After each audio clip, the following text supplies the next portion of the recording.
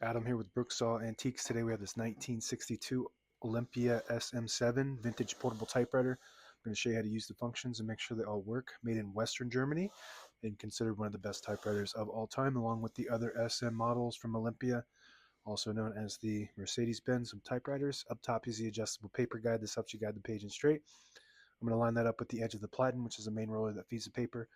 This is the left margin. I'm going to set that on 0 and the right one around 75 to 80. And this is the paper support arm that flips up from the back like a switchblade and extends. And this is the paper bale that sits on top. It's got 2 adjustable rollers and a scale.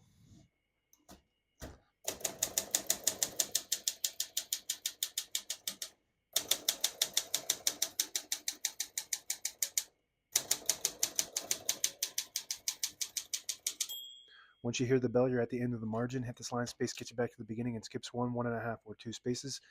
Right now we have it on single, but if you want 1.5, just flip this switch down 1 notch. It skips 1.5. 1 more, it skips 2.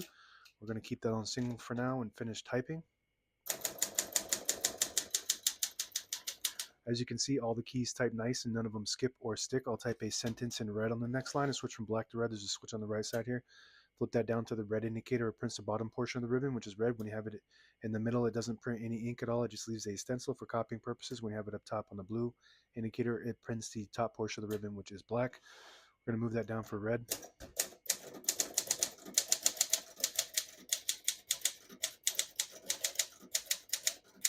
Beautiful. Absolutely beautiful. Fun to type on. And you can just feel the power and precision. This has unique font. It's Congress number 84, Congress Elite, which on this Olympia prints 11 characters per inch. So it's right there in the middle between Pica and Elite, but it does label it as Elite, even though it does print 11 and not 12. Very unique to the Olympias, but as far as Olympias goes, it's a common character per inch is 11. So actually, it's more common than 12, I believe. So on this next line, I'm just going to draw a line. There's a little hole in the paper shield with a notch in it that allows you to draw a line like this. Now let me see if I can keep this camera steady. It's about as steady as I'm going to get, I think.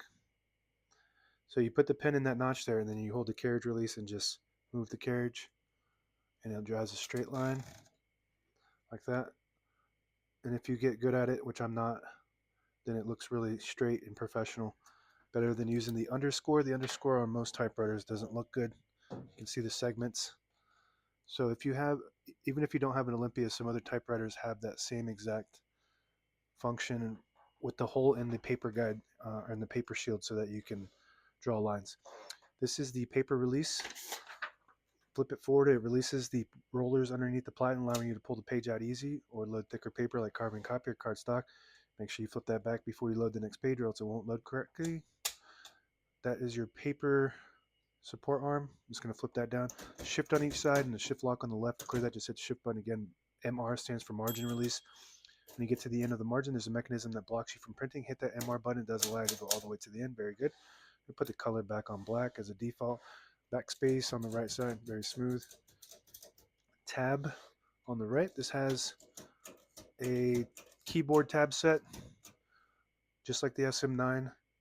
So when you hit the tab button, I'm just going to clear them all. I got tabs set on 10 space intervals. By flipping this switch forward, that clears all the tabs. So now when I hit the tab button, it just goes to the end. So I'm going to set one right there in the middle. And I'd like to do that on all my typewriters so that way when the tab button gets hit, it doesn't slam all the way to the end, causing wear and tear in your typewriter. This is your touch control. The farther down you go, the less tension there is when you hit the keys. The farther up you go, the more tension, I believe. Let's test that. So we're going to open the hood just by pulling it up like that. There is no plus and minus on this, but if you push it down, you increase the tension. You can see the spring right here. That just connects to all the keys. And the higher up you go, the less tension. The farther down you go, the more tension when you hit the keys. They do respond faster when you're on high tension, but you do have to hit them harder. You just want to play with that to gauge what your preference is. All the brand new ribbons loaded on the right, so it's pulling clockwise. All the brand new ribbons loaded on the left, so it's pulling clockwise to the right. If you want to switch that direction, the side you want it to switch to, just flip that down towards the middle, and it will pull to that side. And it automatically will reverse Once it gets to the end, if you have eyelets at the end of your ribbon, it gets caught on that and then pulls it and then reverses it. So that's an automatic reverse. If you don't have eyelets, then just tie a knot on it and it usually catches it pretty good. This just hooks back in from the back like this and kind of bends in like that and just snaps down like this. And I think that's it for the keyboard. Oh, this is your carriage lock. So if you flip this chrome lever up, it will lock the carriage in the middle. Flip it down, unlock. That also locks the keys, I believe. Let's test that.